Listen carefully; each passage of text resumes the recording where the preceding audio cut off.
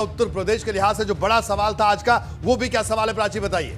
बिल्कुल, देखिए जो उत्तर प्रदेश के लिहाज से जो बड़ा सवाल है, जो उत्तर प्रदेश की जनता के सामने हमने रखा कि पसंदीदा पीएम उम्मीदवार कौन है, किसे सबसे बेहतर उम्मीदवार पीएम के लिए मानती है उत्तर प्रदेश की जनता, ये हमने पूछा रोहित जी। बिल्कुल, तो आइए जल्दी से जवाब जान लेते हैं। दरवाजा खुला और जवाब आपके सामने है। देखिए सीधे तौर पर आप देख सकते हैं, नरेंद्र मोदी 54.42% लोग, यानी एक बार फिर से पहली पसंद नरेंद्र मोदी हैं बतौर प्रधानमंत्री। राहुल गांधी की बात करें तो 30.93% लोग कहते हैं कि वो भी पीएम पद के तौर पर उनकी पसंद हो सकते हैं। इनमें से कोई नहीं 10.74% ही, कह नहीं सकते 3.91% लोग ये बात कह रहे हैं। अवधेश का रुख करेंगे बड़ी खबर के लिए। अवधेश। बिल्कुल रोहित जी, बड़ी खबर यही है कि वर्तमान प्रधानमंत्री नरेंद्र मोदी को ही जनता सबसे मुफीद चेहरा मानती है, सबसे दमदार चेहरा मानती है। 54.42%, राहुल गांधी 30.93, इनमें से कोई नहीं 10.74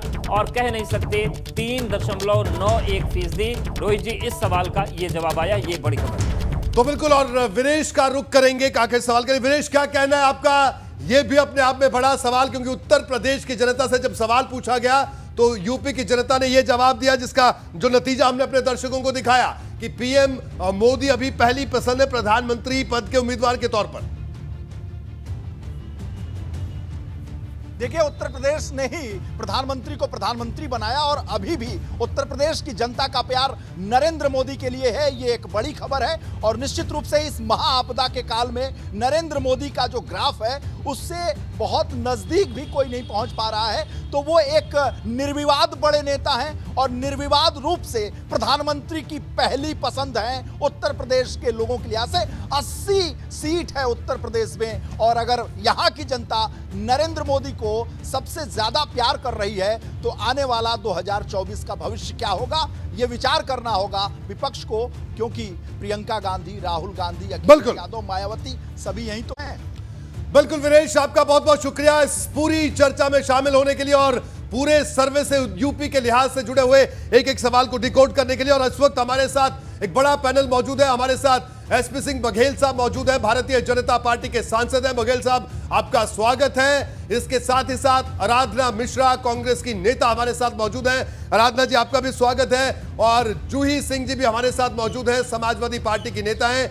जूही जी, आपका भी स्वागत है। और जब हम अपने आखिरी सवाल का नतीजा दिखा रहे थे तो जूही जी मुस्कुरा रही थी। क्यों मुस्कुरा रही थी ये भी इनसे जानेंगे, लेकिन सबसे पहले हम एसपी सिंह बघेल साहब के पास चलते हैं। बघेल साहब, 2 साल का रिपोर्ट कार्ड हमने जनता से सवाल पूछे, तो देखिए प्रधानमंत्री पद के तौर पर नरेंद्र मोदी पहली पसंद जनता की अभी भी है, ये जनता की तरफ से कहा गया। लेकिन मैं सिर्फ 3-4 सवालों पर आप लोगों से बिल्कुल हम पॉइंट टू पॉइंट बात करेंगे।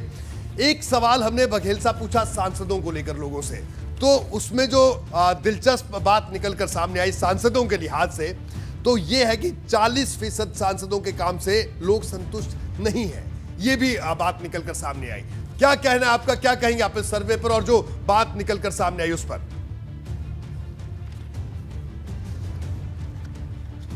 बघेल साहब, जैसे ही आपने ये अपना सर्वे बताया कि 54% हाँ, जैसे ही आपने आखिरी सवाल का रिजल्ट बताया कि कितने परसेंट लोग नरेंद्र मोदी जी को चाहते हैं, तो 54%।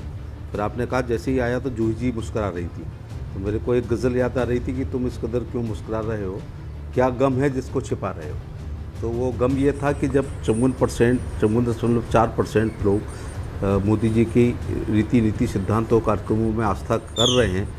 अच्छा, मैं जैसा आपने राजीव गांधी जी की बारे में बताया कि 20%, चलो हम ऐसा भी कर लेते हैं कि 5%, 4 ऊपर वाला मोदी जी का कम कर देते हैं और राहुल जी का 5% बढ़ा देते हैं, तो भी दुगने का अंतर हो जाता है, 25 और 50 का। और जैसा आप जानते हैं कि 1% या 2% में बहुत सारी सीटों पर फ़र्क पड़ता है।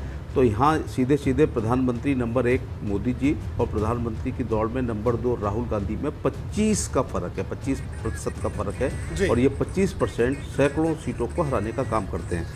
जहाँ तक आपने कहा मोदी जी आखिर लोकप्रिय इतने क्यों हैं या जनता क्यों, क्योंकि जो है ज़्यादातर गरीब कल्याण योजनाएं चल रही हैं और गरीब कल्याण योजनाओं में अगर अधिकारियों को सीधे सीधे रुपए देने की छूट दे दी जाती तो ये उसमें कम ज़्यादा करते, लेकिन डीबीटी है, डायरेक्ट बेनिफिट ट्रांसफ़र हो रहा है। फॉर एग्जाम्पल जी। शौचालय, जी जी सड़क पर बैठी हुई शौच करती हुई महिला को सभी ने देखा था, लेकिन प्रधानमंत्री मोदी जी ने शौचालय बनाया। हमने चूल्हे पर रोटी बनते हुए सभी लोगों ने कंडे से और उसे चूल्हे पे देखा होगा, लेकिन प्रधानमंत्री ने उज्ज्वला की तरह। ठीक है बघेल साहब, आपका कहना है कि आपने आदिवासी महिला जी आपने ये काम किया तो उसका नतीजा है, ये जवाब जान लेते हैं जूही जी की प्रतिक्रिया इस पर। जूही जी क्या कहना है आपका? रोहित जी, आपके सवाल का जवाब सांसद जी ने दिया नहीं कि 40% सांसदों से उत्तर प्रदेश की जनता नाखुश है। चुनाव में उनको भी जाना है। दूसरी बात, हमारी मुस्कुराहट पे इतनी बात हो रही तो जरूर बोलूंगी कि अभी तो 2024 प्रधानमंत्री की बात हो रही थी ना, तो आपके सर्वे का लेते हुए मैं कह सकती हूँ कि हम कह नहीं सकते हैं, लेकिन 2022 पे हमारी नजर है और सरकार हम बनाएंगे। मुद्दे बहुत ही गंभीर सर्वे था और जो मुद्दे आपने उभारे, बेरोजगारी और कोविड दोनों रिलेटेड हैं। अभी बेरोजगारी दर निकली है, 4.7% हो गई है, खुदरा महंगाई बढ़ गई है, 10.4% हो गई है, साथ ही पेट्रोल डीजल के 15 बार दाम बढ़ चुके हैं। तो लोगों की चिंता जो है वास्तविक है कि हमारा जीवन कैसे चलेगा, हमारे जमीन से जुड़े हुए मुद्दे क्या हैं। समाजवादी पार्टी इन्हीं मुद्दों पर चुनाव लड़ती है और यही हमारे मुद्दे हैं कि हम क्या लेके आएंगे कि जनता की मदद हो सके। बाकी व्यापक रूप से कौन मुख्यमंत्री इसी तरह काम करते रहे हैं और बहुत ही अच्छा है समाजवादी पार्टी के लिए, क्योंकि उनके काम का असर भी दिख रहा है। और आपको मैं जरूर मुबारकबाद दूंगी कि उत्तर प्रदेश में जिस तरह की स्थिति है कि कोई व्यक्ति कुछ बोल देता है तो मुकदमा लिखा दिया जाता है, तो इतना अच्छा सर्वे लेकर आना जिसमें कि बिटवीन द लाइंस हम भी पढ़ सकते हैं, और मुझे लगता है कि सांसद जी इतने मैच्योर हैं कि वो समझ रहे हैं कितनी बड़ी चुनौती है उनके सामने। बिल्कुल जूही जी, आराधना जी के पास आएंगे। आराधना मिश्रा जी, क्या कहना है आपका?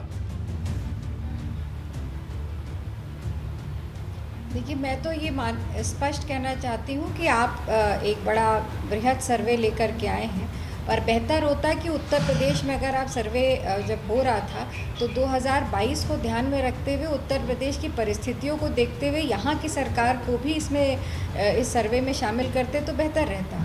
2024 तो अभी बहुत दूर है, और अगर आप सफलता की बात करते हैं तो मैं मानती हूँ कि कोविड जो आपकी प्राथमिकता आपके सर्वे में भी रही है, उस पर पूरी तरह से असफल प्रधानमंत्री रहे हैं नरेंद्र मोदी जी। हमने पूरे उत्तर प्रदेश में तो देखा ही देखा, पूरे देश में देखा कि किस तरह से कोरोना की सेकेंड वेव में पूरा देश त्राही त्राही मचा रहा था। उत्तर प्रदेश की अगर आप बात करें तो हमने लखनऊ की सड़कों पर लोगों को ऑक्सीजन की कमी से मरते देखा है। हमने देखा है कि दवाइयों की कमी और हॉस्पिटल में बेड की कमी से लोगों ने दम तोड़ दिया है।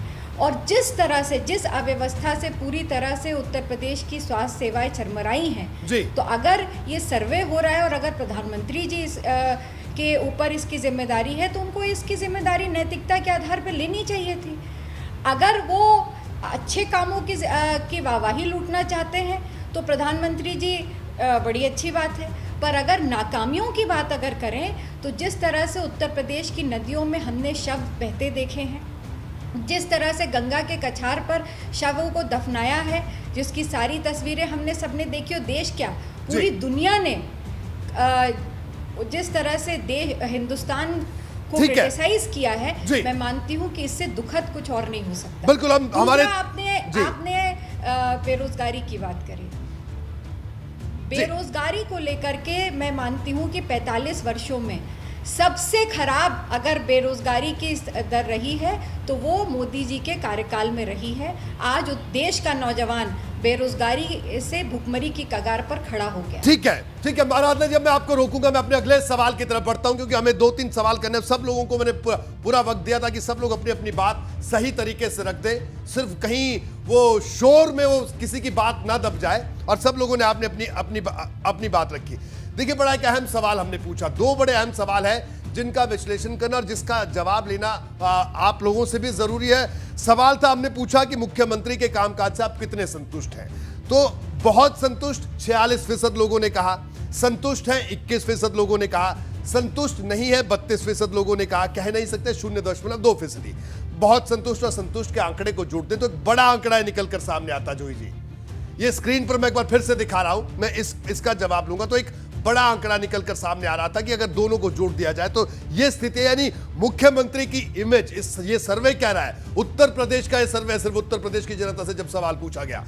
अब आगे बढ़ते हैं, एक और सवाल हमने पूछा अखिलेश यादव को लेकर, जो सवाल पूछा वो भी बड़ा दिलचस्प सवाल था। 47% लोग, माफी चाहूंगा, 47.36%, अगर हम इसको जोड़ देते हैं इस आंकड़े को, बहुत संतुष्ट और संतुष्ट के आंकड़े को, तो वो अखिलेश यादव के व्यक्तिगत तौर पर उनके कामकाज से खुश है। ये भी आंकड़ा है अपने आप में। तो ये दो आंकड़े एक नई तरह की चर्चा को भी जन्म देते हैं। क्या कहना है एसपी सिंह बघेल साहब आपका? बताइए, आपसे सबसे पहले शुरुआत करते हैं। मुख्यमंत्री योगी आदित्यनाथ की लोकप्रियता बतौर मुख्यमंत्री, कोविड काल था, बड़ा महत्वपूर्ण था, सर्वे के नतीजे बड़े महत्वपूर्ण है, वो जिसे कहा जाए कि 60% से ऊपर है अगर बहुत संतुष्ट और संतुष्ट को जोड़ दिया जाए, ये एक पहलू। लेकिन दूसरा पहलू ये भी है, जो चुनौती आपके सामने है, चुनौती यह है कि अखिलेश यादव का व्यक्तिगत तौर पर उनका जो कामकाज है, 47% लोग अखिलेश यादव के कामकाज को भी पसंद कर रहे हैं। क्या कहना है आपका, किस तरीके से देखते हैं, बताइए। इस विषय में मुझे ये कहना है कि थोड़ी लोगों की याददाश्त खराब होती है। अखिलेश यादव जी को 2012 में, बहन जी को 2007 में पूर्ण बहुमत मिला था। एक मत की, एक राय की, एक नीति सिद्धांत कार्यक्रम की सरकार थी। फिर आखिर ऐसा क्या हुआ था कि 50 से कम विधायक आए। तो मैं समझता हूँ कि जो ये उत्तर प्रदेश का बजट होता है, जो योजना आयोग देता है या अपने संसाधनों से होता है, लगभग हर सरकार के पास लगभग बराबर होता है, क्योंकि ज़्यादा टैक्सेशन लगा करके कोई भी अपने राज्य की जनता को नाराज़ नहीं करना चाहेगा। तो विकास के मामले में ठीक रहता है लगभग सबका। कुछ योजनाएं मिडिल क्लास के लिए कुछ लोगों की ज़्यादा होती है, तो कुछ की लोअर मिडिल क्लास के लिए ज़्यादा होती है, तो कुछ की बीपीएल की ज़्यादा होती है, कुछ लोग एलीट पे बहुत ध्यान देते हैं। लेकिन जो 50 से कम एमएलए आना, जबकि राम मंदिर आंदोलन में भी 33 एमएलए आए थे जो बढ़ के 38 या 40 हो गए थे, उसका सबसे बड़ा कारण कानून व्यवस्था खराब होना अखिलेश यादव की सरकार जाने का एक सबसे बड़ा कारण था। तो जैसी लोगों को याद आएगा कि अपहरण उद्योग हो रहा था, ज़मीनों पे कब्जे हो रहे थे, भर्तियों में भयंकर घोटाले हो रहे थे, बच्चा जब तक स्कूल से घर नहीं आ जाता था माँ दरवाजे पे खड़ी रहती थी, व्यापारी जब तक बाजार बंद करके घर नहीं आता था पत्नी सोचती थी कहीं थैला चिल्ले के साथ गोली तो नहीं लग गई, किसान जब तक हल चलाते हुए रात में हल चलाना बंद हो गया था, खेतों में पानी लगाना बंद हो गया था। तो कानून व्यवस्था के मामले में वो गए थे। और मैं ये कह सकता हूँ कि योगी आदित्यनाथ की सरकार में कानून व्यवस्था बहुत बेहतर है। हालांकि मैं ये भी कहूँगा कि जो बघेल साहब ठीक है, भारत का, तब भी पुलिस प्रहरी मृत्यु दंड का प्रायोजन तब भी था। तो ये लोगों को जैसे ही याद आएगा कि ये फिर कब्जे वाली सरकार थी, ये ठीक है, इसमें नौकरियों में पूरा सफेदा लगाया जाता था, इंटरव्यू के नाम पे फॉर्मेलिटी होती थी। और बघेल साहब आपको रोकूंगा और मैं अब जवाब लूंगा क्योंकि जूही सिंह जी फिर मुस्कुरा रही हैं, दोबारा से वो मुस्कुरा रही है, उनकी फिर से जवाब लेना यहाँ जरूरी है। बताइए जूही जी। रोहित जी, सांसद जी कितने चिंतित हैं ये स्पष्ट दिख रहा है, क्योंकि सकारात्मक बातें करने की जगह, अपने काम गिनाने की जगह ये तो चुनाव लड़ने लगे और बताने लगे कि लोगों को हमें क्या क्या झूठ याद दिलाना है। बाकी सर्वे गंभीर है और एक और चीज सर्वे में उभर के आई है कि विधायकों के कामकाज से लोग संतुष्ट नहीं है, विधायक लोगों के बीच में नहीं जा रहे हैं, इतने संकट के काल में अदृश्य हैं। तो योगी आदित्यनाथ के नेतृत्व में तो 2017 का चुनाव लड़ा भी नहीं गया था, तो उनकी जो भी अप्रूवल रेटिंग्स हो, इस तरह के विरोधाभास हम देख चुके हैं। जब 2017 में बताया जा रहा था कि हमारे राष्ट्रीय अध्यक्ष की बहुत हाई अप्रूवल रेटिंग्स थी एज चीफ मिनिस्टर और समाजवादी पार्टी को कम आंका जा रहा था। तो जरूरी है कि हम इसको गंभीरता से लें। बाकी कितने विधायक कहां से तोड़े कौन, अब पहले समाजवादी पार्टी में था, भारतीय जनता पार्टी में था, ये सब एनालिसिस होगा और सभी पार्टियां, मुझे आशा है। बघेल साहब मैंने कुछ नहीं कहा, जो कहा जूही जी ने कहा और सुना, आपने भी सुना, ये क्या कह रही थी आप भी समझ गए, जो ये कहना चाह रही थी वो आप भी समझ गए और मोना जी भी समझ गए। देखिए अब जवाब अगर आप देना चाहें तो आप दे सकते हैं, मैं बिल्कुल आपको वक्त दे रहा हूं। समझदार हैं। मैं उत्तर प्रदेश में जब मिनिस्टर था तो विपक्ष के चंद जो अच्छे विधायक हैं उसमें मोना जी थी और ये इनके डीएनए में है, क्योंकि इनके पिताजी भी बहुत अच्छे पार्लियामेंटेरियन में उनकी गिनती होती है। और मैं उम्मीद करता हूँ कि जो वो कह रही हैं वो, लेकिन सवाल इस बात का है, मैं आपको स्पष्ट रूप से कह दूं कि सपा बसपा गठबंधन होने के बावजूद लोकसभा के चुनाव में अपेक्षित इनको नहीं मिला और इससे खतरनाक गठबंधन भारतीय जनता पार्टी को कभी फेस नहीं करना पड़ेगा। उसमें सपा भी थी, बसपा भी थी, लोकदल भी था। तो आप देख लो कि परिवार के लोग हारे भी, परिवार के लोग जीते, बीएसपी फायदे में रही, लोकदल के लोग पिता पुत्र दोनों हार गए। तो इससे मजबूत गठबंधन हो नहीं सकता। उस गठबंधन को जब भारतीय जनता पार्टी ने नहीं चलने दिया तो मैं समझता हूँ कि 2022 का चुनाव उतना कठिन नहीं है जितना आप लोग आकलन कर रहे हैं। ठीक है बघेल साहब, ये बात मैं आपकी मानता हूं कि अगर आंकड़ों के लिहाज से देखें और गठबंधन था तमाम समीकरणों के लिहाज से देखें अगर कागज पर, तो इसमें कोई शक नहीं है ये एक बहुत बड़ा गठबंधन था, बहुत बड़ी चुनौती थी और उस चुनौती में आप निकल कर सामने आए। लेकिन एक बड़ा सवाल, मैं आपके पास आऊंगा आराधना जी। आराधना, आपका क्या कहना है, किस तरह से आप देखते हैं अगर कांग्रेस की स्थिति हम देखें 22 के लिए, और जो सर्वे भी है हमारा उसमें जो चीजें निकल कर सामने आई, ठीक है सपा और बीजेपी, अखिलेश यादव साहब कह चुके हैं कि हम अकेले चुनाव लड़ेंगे, छोटे दलों के साथ जरूर लेंगे, बड़े दलों का साथ नहीं लेंगे। तो आप कांग्रेस की स्थिति को कहां आंकते हैं आप? देखिए, जब से आप प्रियंका गांधी जी ने उत्तर प्रदेश में जनरल सेक्रेटरी के रूप में कमान संभाली, तब से कांग्रेस पार्टी एक मजबूत विकल्प के रूप में प्रदेश की जनता के सामने आई है। आपने देखा कोविड काल में भी, जब भी चाहे फर्स्ट वेव रही हो, सेकेंड वेव रही हो, लगातार कांग्रेस पार्टी के लोगों ने मेहनत करी, लोगों की सेवा करी और आज भी कर रहे हैं। अभी आपने देखा होगा कि हमने अपना इतना बड़ा प्रोग्राम लॉन्च किया, 10 लाख मेडिसिन किट्स और सैनिटाइजेशन का प्रोग्राम हमने अभी कल ही लॉन्च किया है।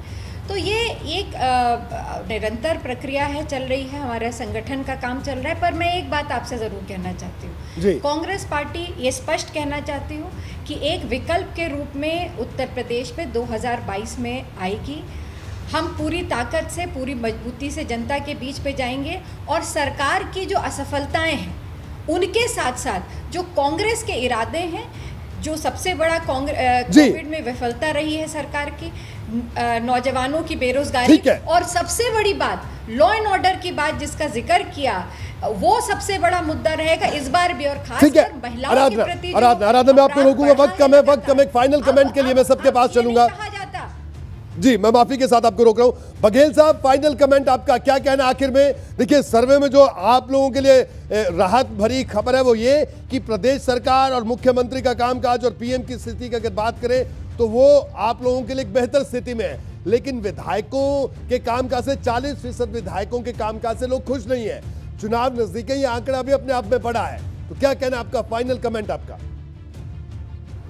सरकार, जब केंद्र और राज्य दोनों में सरकार होती है और स्थानीय सरकार भी भाजपा की है, मोस्टली एमपी भी हैं, एमएलए भी हैं, जिला पंचायत भी है और नगर पालिकाएँ भी हैं, तो निश्चित तौर से कार्यकर्ता और जनता की जो इच्छाएं होती हैं वो बलवती होती हैं और सभी काम होना संभव नहीं है। जहाँ तक आप बेरोजगारी की बात कर रहे हैं, मैं ये कहूँगा कि अगर कोई योग्य पत्रकार है तो कपड़ों की तरह चैनल को बदल सकता है जी।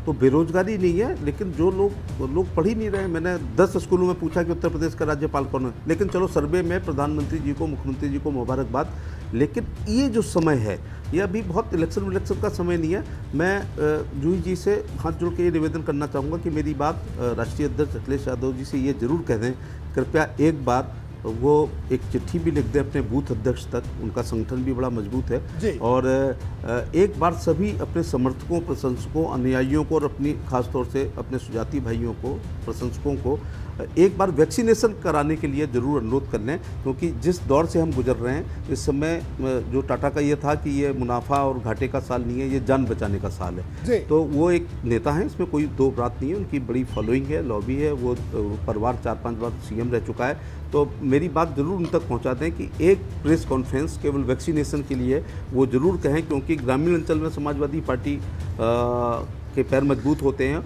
मैं पिछले 7 दिन में 17 या 18 गांव का दौरा किया हूं, तो गांव के लोगों में वैक्सीनेशन के प्रति रुचि कम है और उसके पीछे यही है कि हमारे लीडर्स ने वैक्सीन जी बघेल साहब, मैं माफी के साथ रोकूंगा, वक्त नहीं है और मैं सीधा आपके सवाल का जवाब लेता हूं। आपने अपील की, आपने जूही जी से कि वो अखिलेश यादव जी को ये तमाम बातें कहे, लेकिन आपने अपील अपनी खास शैली में की। ये अपील कम और पॉलिटिकल सटायर ज्यादा था, हालांकि आप अपनी बहुत सारी बातें कह गए। जूही जी जवाब दे दीजिए संक्षेप में, फाइनल कमेंट आपका, फाइनल कमेंट जूही जी, वक्त कम है। रोहित जी, सांसद जी जमीनी नेता हैं तो ट्विटर कम देखते हैं। अपील ऑलरेडी हो चुकी है कि 14 वर्ष से ऊपर का भी वैक्सीनेशन का एक स्ट्रेटेजी बनाना चाहिए और हम अपने बूथ अध्यक्षों को बिल्कुल कर देंगे संबोधित, लेकिन वैक्सीन हेजिटेंसी को हटाने के लिए इसको प्रक्रिया को थोड़ा सरल बनाना पड़ेगा। तो सांसद जी से मैं रिक्वेस्ट करूंगी प्रधानमंत्री और मुख्यमंत्री तक ये बात बता दें कि पोर्टल पे रजिस्ट्रेशन नहीं हो रहा है, तो कुछ सब लोग मिलकर साथ चले तो जरूरी वैक्सीनेशन हो जाएगा। जी रोहित जी। चलिए बिल्कुल, आराधना जी आपके पास आऊंगा, फाइनल कमेंट संक्षेप में। आराधना जी, इन दोनों ने तो एक दूसरे से अपील कर लिया, आपका क्या कहना है? वैक्सीन, सबसे पहले तो मैं अपील बघेल जी से सम्मान अपील करना चाहती हूँ कि उत्तर प्रदेश में जितनी वैक्सीन की आवश्यकता है, केंद्र में भी इनकी सरकार है, वहाँ से भेज दे ताकि उत्तर प्रदेश की जनता को वैक्सीन लग जाए। ये हमारी इनसे अपील है। दूसरा, जो विधायकों की बात करी 40%, अरे ये वो विधायक है, पहली बार उत्तर प्रदेश की विधानसभा में मौजूदा मुख्यमंत्री के खिलाफ अगर धरना हुआ है तो वो इसी सरकार में, इसी विधानसभा में भारतीय जनता पार्टी के एक विधायक ने अपने मुख्यमंत्री के खिलाफ धरना दिया था। मैं ये याद दिलाना चाहती हूँ। और दर्जनों विधायकों ने और दर्जनों एमपीज ने कोविड काल में लगातार मुख्यमंत्री जी को चिट्ठी लिख करके अव्यवस्था के बारे में अवगत। ठीक है आराधना जी, माफी के साथ रोकूंगा, वक्त खत्म हो गया है और चुनावों का वक्त आने वाला है। आज की इस डिबेट का वक्त जरूर खत्म हो गया, लेकिन अब चुनावों का वक्त नजदीक है, तो इसलिए अब ये दावे, ये दलीलें और ये अपीलें, इन तमाम जो इन अपीलों और दलीलों के बीच की जो सच्चाई है, जनता उसको जरूर चुनावी कसौटी पर कस के देखेगी। जूही जी आपका बहुत बहुत शुक्रिया इस पूरी चर्चा में शामिल होने के लिए। एसपी सिंह बघेल साहब आपका भी बहुत बहुत शुक्रिया। आराधना मिश्रा जी आपका भी बहुत बहुत शुक्रिया। एबीपी गंगा के सबसे बड़े सर्वे पर अपनी अपनी राय रखने के लिए। एक छोटे से ब्रेक के लिए रुकेंगे और ब्रेक के बाद फिर से रुक करेंगे हम और बात